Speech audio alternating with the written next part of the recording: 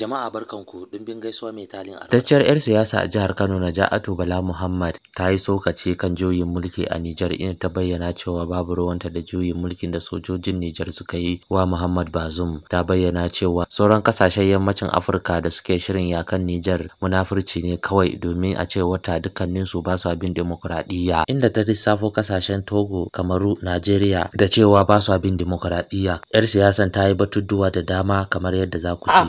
Ai Bazoum gaskiya kusan ba gaskiya ya faɗa ba, saboda a lokacin da yake cewa zai yanke hurɗa da Faransa, ai a Faransa ma ya je ya zauna aka yi kasafin kuɗin Nijar a wannan lokacin. Ito ai wannan ka'ida ne, yana cikin ka'idojin da Faransa ta yi da kasashen. Har haka ne, to kenan daman ba gaskiya yake faɗa ba. Ai ba za ka je gurin ubangidanka ka ce masa ina so ka bani yanci na ba. Yanci ba na rago ba ne, ba a taɓa karɓan yanci. Kwata shi ake. Kata ake.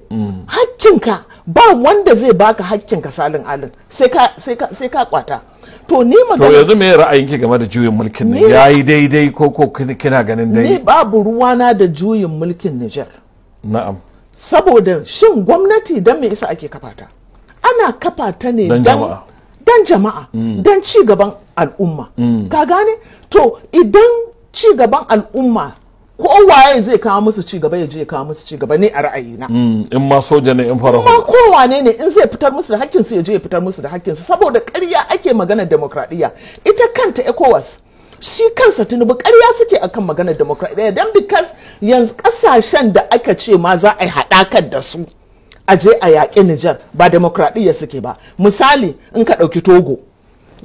Wato ƙungiyar ECOWAS. Ƙungiyar ECOWAS. Ƙasashen da ke cikinta. Da suke cikinta ba waye yake demokradiyya a ciki. Na'am. Babu wani wanda yake demokradiyya. In ka ɗauki Togo. Uban shugaban ƙasar yanzu sai da shekara 38 yana mulki.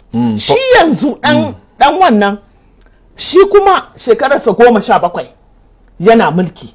In ka ɗauki kuma shi ba zaɓensa aka yi ba. Exactly. To in ka ɗauki Senegal yanzu halin da ake cikin mutum 100 nawa aka kashe saboda Macky Sall ya ce sai ya yi tazarce. In ka ɗauki ƙasar Gabon shekara nawa Omar Bango ya tun 1967 yanzu ɗansa ya ɗauka. In ka ɗauki ƙasar Kamaru yau Paul Biya ɗansa ne yake mulki, ya fi shekara 40 yanzu ma bai san inda yake ba, yana mulki. To a ce waɗannan bai da lafiya yana faranshi ɗansa na mulki, amma ɗan shi ya karɓa. To a ce waɗannan wai su ne za su je su yaƙi akan demokradiyya. Ita kuma Najeriya da take gaba da shi Tinubu da yake gaba da ai har yanzu yana kotu, ana shari'ar zaɓe. Shi ma yanda sojoji suke faɗan sun karɓi mulki a haka aka yi masa karfe 3 dare aka faɗa a 'yan Najeriya cewa Tinubu ne shugaban ƙasa. To saboda haka idan kai ba maganar demokradiyya ba ce ta sa ake rigima tsakanin. To me yasa ake rigima? Abin da yasa ake rigima ni ina kallon sa ta fuska biyu. Na'am. Kaga France dai ɗaya daga cikin yarjejeniyar da suka yi da dukkan francophone, dukkan ƙasashen da France ta raina. Su 14. Ba su yadda a ba su mulkin kan da aka ba su na tuta ne. Wato Faransa ba ta ba su mulkin kai na ainihi ba, saboda kudin su na Faransa ne, na takarda ne, kudin su kudin Faransa ne, dukkanin su sai fa suke amfani da ita. Sojojin su suna nan a kowace ƙasa ta Faransa. Wasu ƙasashen ma har da 'yan sandan Faransa suna ciki kuma sun ce suna da ikon da za su shiga su abin da suka ga dama a lokacin da suka ga dama. In ba ku manta ba, sojojin Faransa a Cote d'Ivoire, Ivory Coast, haka suka zo suka sa wa shugaban ƙasarsa Ankwa Gbagbo aka tafi da shi. Akan kuma maganar harkar zaɓe ne suka ɗora wanda suka san cewar zai ci gaba da yi musu abin da suke so. So maganar demokradiyya ƙarya ake, ba maganar demokradiyya ba. To yanzu kenan ana zargin Faransa ita ta zuga wannan juyin mulki na Nijar, domin gashi ana cewa sojojin Nijar ba sa dasawa da Faransa, har ma sun ba Faransa adadi ta kwashi kayanta ta ƙara gaba. To idan Faransa ce ta ɗora waɗannan, to waɗannan ba za su ce za su kori. Kuma mun ga Mali ta kori Faransa. Yawwa. Ita ma ta yanke hulɗa da Faransa. Ta yanke hulɗa da haka Gini. Haka Burkina Faso. To ka gani ba zai yiwu a ce ka kori wanda yake gallaza maka, yake sace maka ma'adanai, ya bautar da kai, yake ci gaba da bautar da kai, ka ce wai kuma shi yasa ka kore shi ba. Ka gani wannan duk ƙarya ce. So ni a tunanina su waɗannan sun yi juyin mulki, Allahu alam, ko dai sun ga cewar lokaci sun gaji da bauta. Wato juyin mulki ne na kwatar yanci. To ka duba ka gani, ka duba ka gani yau uranium din da ke Nijar tana ɗaya daga cikin ƙasashen da suka fi kowa yawan uranium a duniya. Wasu ma'adanai na wutar da ake wutar lantarki. Na'am. A cikin kashi 3 na wutar lantarki ta France, kashi 1 daga cikin kashi 3 daga uranium din Niger ne ake ba Faransa wuta. Amma yau Niger ba ta da wutar lantarki. Sai ta jawo a Najeriya. Wai sai ta jawo a Najeriya. To kuma yaya za a yi, suna da yanzu abin da suke cewa a'a ma'adanan mu su zamba namu, amma a dokance a yarjejeniyar da suka yi da France dukkan francophone kashi 50 daga cikin 100 na dukiyar kasar su na France ne.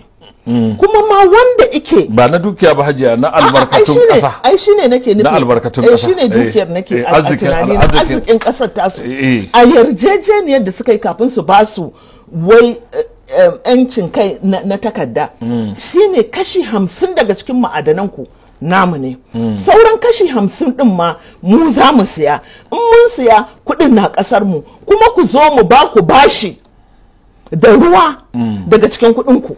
To saboda haka wani lokaci kamar ma yadda muka fahimta shine kowace ƙasa Faransa ta yi wa mulkin mallaka, wato za ta kai dukiyarta ka cokau kashi 60 a ƙasar Faransa, kuma za ta kai wani kashi 65 a ƙasar Faransa domin a ajiye mata, za ta kai kashi 20 shi kuma wani da ake ce ma operational money, wato wasu kuɗi na sarrafawa kenan. Wato kenan kowace ƙasa kashi 85 na dukiyarta suna baitul malin Faransa, kuma idan tana son kuɗin sai ta rubuto ma Faransa yadda ta yi da wanda aka bata shekaran jiya, sa'an nan a bata na yau, kuma nata ne.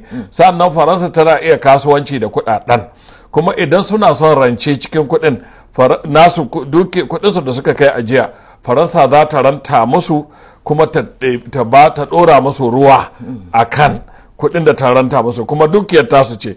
To ina ganin wannan yana cikin manya-manyan abubuwan da ke fusata ƙasashen mulkin mallaka na Faransa. To shi isa idan ka ce demokradiyya, ai demokradiyya tana nufin yanci. To a yanda suke ba su da yanci a cikin ƙarƙashin wanda ake, kuma demokradiyya ce irin wanda turai suka shimfiɗa musu, ba irin wanda su turan suke yi ba. Misali, ya za a yi ka bar shugaba ya shekara 38 yana mulki ka ce kana demokradiyya kuma kana goyon bayansa? Saboda duk yawancin shugabannin nan ka samu raba ake yi da su da ƙasar Faransa. Mu raba mu warwaso da dukiyar ƙasar ku, mu kare mulkin ku, ko kuma ku bar mu ci gaba da yin abin da muke. To ina demokradiyya?